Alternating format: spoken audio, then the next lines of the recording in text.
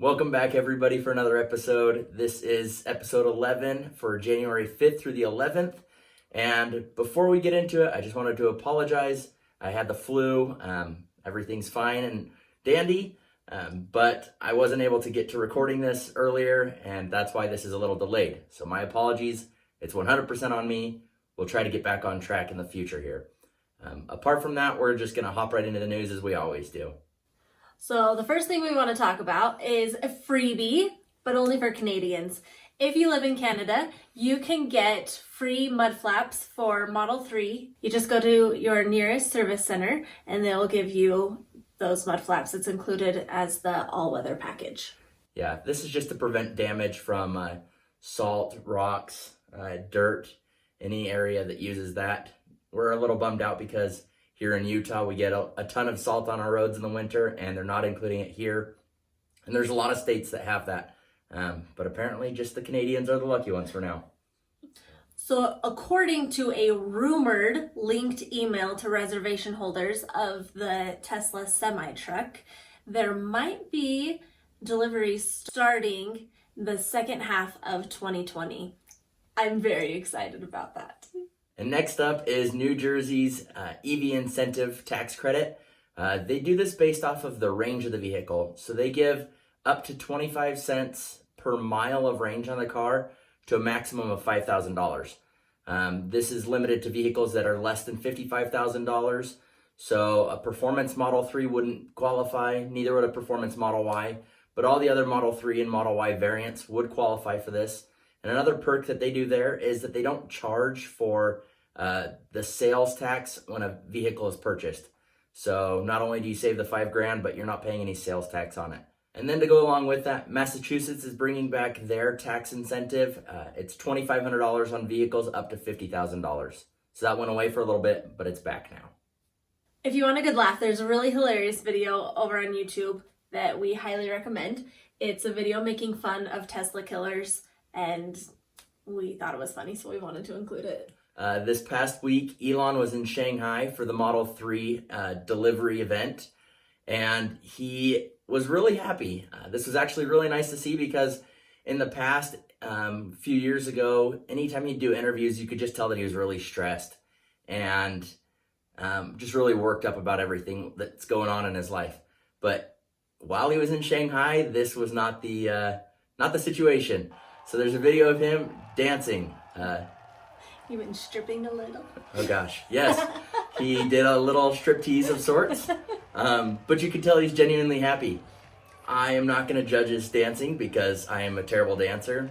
But mad props to him for going out, not caring what anybody thinks, and enjoying himself. Tesla stock has been on a roll again this week, reaching a high of $492 per share. Before the high was $443, and this makes it the most valuable U.S. automaker. And Tesla is going to be returning to a Pwn-to-Own event where they're going to be having people try to hack into the Model 3. If people can successfully hack into certain aspects of the car, they could win either the Model 3 or up to $700,000 in cash. So if you're a white hat hacker and want to do that, go for it. I'm going to leave a link down below for that as well. And according to Twitter user Tesla Owners Online, supercharging is going to be charged a little bit differently for those who have to pay for it. So instead of just charging before for how much energy went into the battery, which apparently is how Tesla was doing it before, now you will be charged for any energy that's used for like the media control unit or the HVAC system or anything else like that. So basically, before you were just getting charged for what went into the battery, now you'll be charged for any energy that goes through the supercharger to your car. And now moving on to Elon tweets. The first one is suggesting a feature to look for bicyclists with the side cameras to prevent dooring. Apparently this is a really big issue in major cities, and this particular person has been doored, and he sees that as a great thing for Teslas. I agree. And apparently Elon does too, because his response was, okay.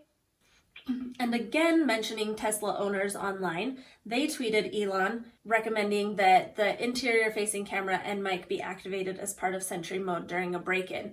Buff Mage also responded, okay. The next tweet When's feature complete full self-driving coming out? Elon's response, soon. And just for a little bit of context, please take this with a huge handful of salt, because it was almost 3 years ago exactly when somebody asked about full self-driving, and Elon said 3 months maybe, 6 months definitely. And here we are 3 years later. With a soon. So, yeah. And Model Y sightings, there were a ton. I've literally gotten to the point where it's hard to keep track of which ones are repeats from before and which ones are current. And we've got some really good photos. Shout out to Zach on Twitter. I'll put his Twitter handle right up here. He got some really good photos of a blue Model Y supercharging. And then for SuperCharger updates, it was kind of a slow week. But we had 5 permits, 3 of which were in the US and 2 in Italy. 2 construction, both of which are in the US. 3 new openings, 2 are in the US and 1 in the UK. And then 1 temporary closure in China. Thank you for watching. Don't forget to like, comment, and subscribe. Let us know if there's any questions you have, any videos you want to see, and we'll see you in the next one.